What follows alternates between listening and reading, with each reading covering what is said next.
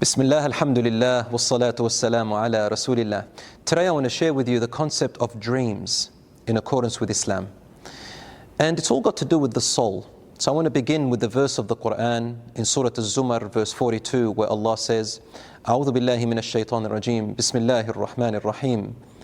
الله يتوفى الأنفس حين موتها والتي لم تمت في منامها فيمسك التي قضى عليها الموت ويرسل الأخرى إلى أجل مسمى إن في ذلك لآيات لقوم يتفكرون. It is Allah who withholds the soul of people when they die, and the one which does not die when it goes to sleep. Then He withholds the soul of the ones who have already died and returns back the soul of the one who is sleeping to its body until its appointed time has arrived. In this are many signs for people who reflect. The scholars spoke about this verse, and a great scholar by the name of Ibn Hajar al-Asqalani, he says in Fath al-Bari, which is the explanation of Sahih al-Bukhari, he says this means, as according to Ibn Abbas, that when a person goes to sleep, the soul travels and it meets with other souls in another realm. They are the souls of people who passed away. And the people who have passed away already, they may meet your soul with a message or a guide or a news, or if you miss them. And then Allah withholds the soul of the people who have passed away because they cannot come back to this world. And your soul returns to your body until your appointed time. Brothers and sisters, the Prophet, peace be upon him, told us that there is 45 parts of prophethood. And prophethood in Arabic, nubu'ah, means news. And after the Prophet, peace be upon him's death, only one is left out of that 45 parts, and that is a righteous dream. So people continue to see righteous dreams. And would you believe it, even non-Muslims receive righteous dreams from Allah from time to time. Allah may show you a dream that has a guidance, or a warning, or good news, or something of that nature. We're going to talk about that in a little bit of detail, inshaAllah.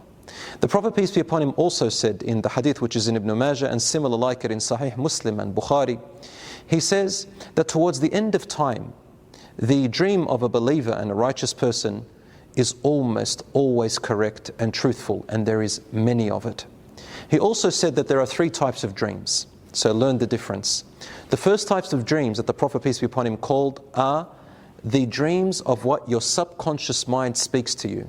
You might have watched a movie or read a book, or something's happened in your life. It talks about your fears, your anxieties, your wishes and your hopes, even maybe somebody that you have a crush on, or a love, or something that you wish for. These things are your subconscious mind talking to you. They're not righteous dreams. And usually they mumble, jumble and keep going on, and they're very long. And usually when you wake up, you don't remember much of it, or you remember bits and pieces of it, but they don't really make too much sense. So this is called hadithun nafs, which means the conversation of the subconscious mind. The second type of dream the Prophet, peace be upon him, talked about are the terrifying dreams. The dreams of horror, the dreams that come from the shaitan, from Satan and the devils. And he said that these are types of dreams to make you feel sad, or to give you depression, or to make you fall into fear, so that when you wake up you doubt yourself and you think, what's wrong with me? He said, don't worry about those dreams. It's the shaitan playing games with you. And we'll talk about how to get rid of these dreams, inshaAllah, very soon. The third type of dream is the righteous dream. And they are the dreams that come from Allah, from God. And as I said before, they come to the Muslims and the non-Muslims. It's either a guide or a warning or good news, as the Prophet, peace be upon him, said. And he said, if you see a dream that you love and liked and you fell at peace with, and when you woke up you enjoyed it and you can remember it, then tell somebody whom you love and someone with wisdom. Also ask people of knowledge, such as an imam or a sheikh who knows. He said, but if you saw a dream that disturbs you, or is terrifying or horrific in some way, and it displeased you, don't tell anyone about it, but rather go and make wudu and pray 2 rak'ah and rely on Allah subhanahu wa ta'ala. He also said, say a'udhu billahi minash shaitanir rajim, seek refuge in Allah from Satan the outcast. Brothers and sisters, when you see a dream that displeases you, such as a terrifying dream, sometimes you might see snakes, scorpions, spiders, dogs, cats, things that just don't add up, especially if it's in the dark, or faces that look horrific, such as a horror film, and things that just make your mind go all over the place.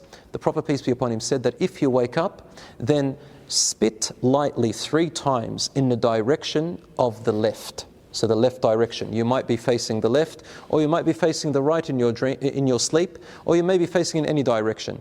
He said, spit 3 times to the left and say A'udhu billahi minash shaitanir rajim 3 times, then turn to the other side. It is a sunnah of the Prophet ﷺ that when you sleep, you begin sleeping on your right, because it's called the spiritual side, because your brain stays a little bit aware when you sleep on your right. As for the left, you are allowed to sleep on the left. However, it is disliked to start your sleep on the left, but medically it is better for your body. So your body naturally tosses and turns. What you shouldn't sleep on is your stomach. The Prophet, peace be upon him, saw a man sleeping on his stomach in the masjid, and he nudged him lightly with his leg and said to him, don't sleep like that, for the shaitan loves to sleep like that. And this is where you might see disturbing dreams. On your back, for some people it works, and for some people they actually get sleep paralysis or night terrors. Don't be afraid of them. Again, it is the shaitan trying to play tricks on you, and it won't harm you in any way. A man came to the Prophet, peace be upon him, and he was a bit disturbed. He said to him, O Messenger of Allah, O Messenger of Allah, I saw that my head was rolling in front of me and I was trying to pick it up. The Prophet, peace be upon him, said to him, if the shaitan plays games with you, don't tell people about it, and it won't harm you. Another thing you can do, brothers and sisters, about horrific dreams or disturbing dreams, before you go to sleep, the sunnah is to make wudu if you can. Secondly, to sleep on your right in the beginning. Number 3, recite Ayat al-Kursi. Number 4, put your palms into your mouth like this and recite the 3 quls. Qul huwa Allahu ahad, qul a'udhu bi rabbil falaq, and qul a'udhu bi rabbin nas. Then blow into your palms if you like, and wipe over your head and body 3 times. Insha'Allah, God willing, you'll see better dreams and will minimize any dreams that are disturbing. You can play the Quran next to you, such as Surah Al-Baqarah, that also helps. As for the righteous dreams, the scholars said that there are a few signs to know that they're righteous. Number 1, usually you remember every detail clearly. Number 2, when you dream about them, you can feel as if they're real. You can almost touch and smell what's going on. Number 3, when you wake up, you remember all the details because they were clear. Number 4, they are usually connected to something in real life. Number 5, they make sense in some way. So there is a reality to them. Number 6, they do not go against the Sharia. Meaning, if you saw a dream where someone is telling you to do something haram or sinful, that's from the shaitan. A righteous dream doesn't come that way. And finally, tell someone you love, or a sheikh or an imam, who can help you interpret the dream, although we don't have a particular measure to really know what's right and wrong. But the Prophet, peace be upon him, did tell us, a dream usually happens the way you interpret it. So always think well of Allah and be optimistic about it. As for seeing the Prophet, peace be upon him, in your dreams, or the angels, I got this question asked, there's no harm. Yes, it is possible to see angels in your dreams with a message. As for the Prophet Muhammad, peace be upon him, the hadith is in Bukhari and Muslim. And he said, whoever sees me in their dream has truly seen me and will eventually see me, for the shaitan cannot impersonate the way I look. Again, the great scholar Ibn Hajar al-Asqalani explains this, and he says, this means that whoever sees the Prophet in their dream, it has to be in his real, true features. The shaitan can make you believe that it is the Prophet, but he cannot look like the Prophet. So a person may come looking like ancient Arabian clothing, and you probably might even hear words around you that make you feel that you're back in time. But if it doesn't look anything like the Prophet ﷺ's features, then is the shaitan trying to trick you, and the shaitan may give you guidances that are wrong. So be careful and ask, again, someone knowledgeable or an imam or a sheikh to tell you whether those features were true. There was a man at the time of Ibn Abbas radiallahu anhu, after the Prophet, peace be upon him, died, and he said to him, I think I saw the Prophet in my dreams. And he said to him, describe him to me. And he said to him, he looks similar to his grandson Al-Hasan? And he said, yes, then that is the Prophet. However, another scholar by the name of Ibn Sirin, who was known to interpret dreams very well, a man came to him and said, I saw the Prophet in my dreams, sallallahu alaihi wasallam. He said, describe him to me. And when he described him, he said, these are not his features. You did not see the Prophet, peace be upon him, in your dreams. But if you do see him, this is a great sign.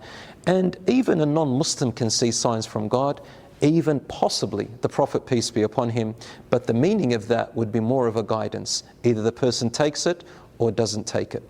My brothers and sisters, if you do see a dream, as we said, and it terrifies you, don't tell anyone about it and don't worry about it. If you see a dream that is from Allah and righteous, tell a shaykh or an imam, but don't base your decisions in life on dreams as a priority, for we never know exactly what they mean. May Allah subhanahu wa ta'ala bless you. Wassalamu alaikum wa rahmatullah.